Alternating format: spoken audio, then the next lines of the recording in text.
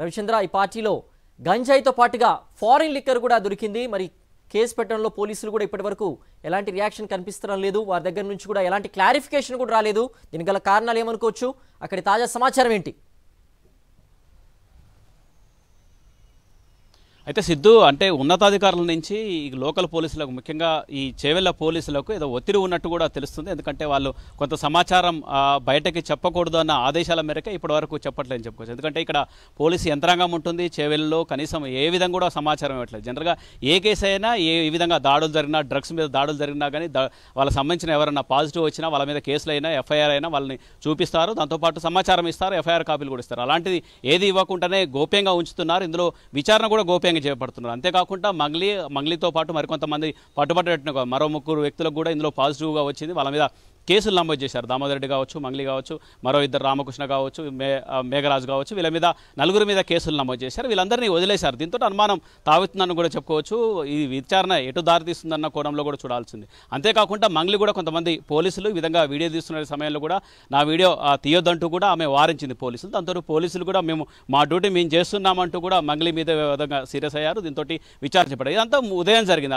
ఉదయం జరిగిన తర్వాత మళ్ళీ ఆ తర్వాత ఈ కేసు వాళ్ళని వదిలిపెట్టిన తర్వాత ఎందుకు వదిలేశారు అని చెప్పుకోవచ్చు. 4 మీద కేసులు నమోదు చేసిన తర్వాత ఆ తర్వాత వదిలేశారు. విచారణ ఇంతవరకు క్లోజ్ అయిందా, అసలు విచారణ ఏంటి, ఆ తర్వాత ఎవరి మీద కేసులు నమోదు చేశారు, ఎక్కడి నుంచి డ్రగ్స్ వచ్చింది, ముఖ్యంగా గాంజాయి కావచ్చు, విదేశీ మద్యం బాటిల్ కావచ్చు, ఎక్కడి నుంచో తీసుకొచ్చారు, వీళ్ళకి ఎవరు సరఫరా చేశారు, మంగ్లీకి కావచ్చు, ఈ బర్త్డే పార్టీకి ఎక్కడి నుంచి వచ్చిందన్న కోణంలో కూడా విచారణ చేపడుతున్నారు. విదేశీ మద్యం, అది కూడా కాస్ట్లీ మద్యం కావడంతో ఎక్కడి నుంచి వచ్చిందన్న కోణంలో కూడా, అది కూడా 10ల సంఖ్యలో ఉన్నాయి, బాటిల్ కూడా చాలా ఎక్కువగా ఉన్నాయి. వాళ్ళందరూ ఎక్కడి నుంచి ఈ మద్యం తీసుకొచ్చారు, ఎంతమంది పాల్గొన్నారో, అందులో ఉన్నట్టు వాళ్ళకు మిగతా వాళ్ళకు కూడా ఎంతమందికి పాజిటివ్ వచ్చింది. కేవలం 4కు మాత్రమే పాజిటివ్ రావటం అయింది. ఎందుకంటే ఇంత పెద్ద బర్త్డే పార్టీ, అది కూడా అర్ధరాత్రి 2:30 గంటల సమయంలో అప్పటికే అందరూ కూడా మద్యం సేవించడం, దాంతోపాటు గంజాయి కూడా సేవించడం ఇదంతా ఉంటుంది. అయితే కొంతమంది 4కు మాత్రమే పాజిటివ్ వచ్చింది. 4 మీద కేసులు నమోదు చేయడం ఇంతవరకే ఉంది. మిగతా వాళ్ళు ఎక్కడ పోయారు, దాంతోపాటు ఈ విదేశీ మద్యం ఎక్కడి నుంచి వచ్చిందన్న కోణంలో కూడా విచారణ చేపట్టాల్సింది. అంతేకాకుండా గతంలో కూడా ఈ విధంగా డ్రగ్స్ సరఫరా కావచ్చు, డ్రగ్స్ వినియోగిస్తున్న వాళ్ళ మీద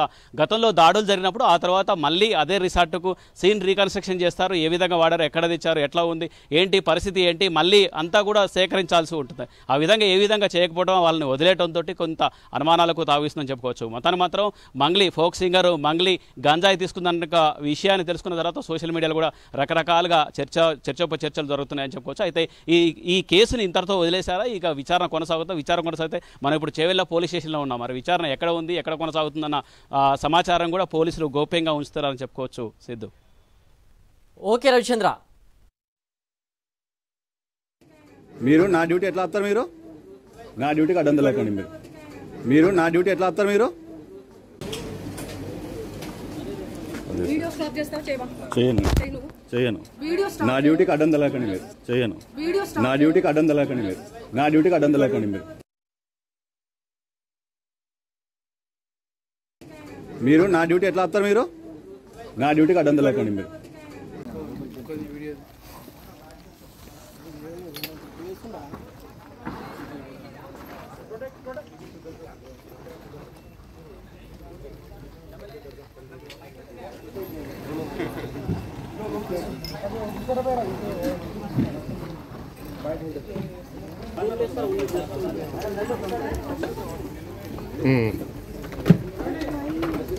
ఓకే మేడం, ఇక్కడ రండి మేడం.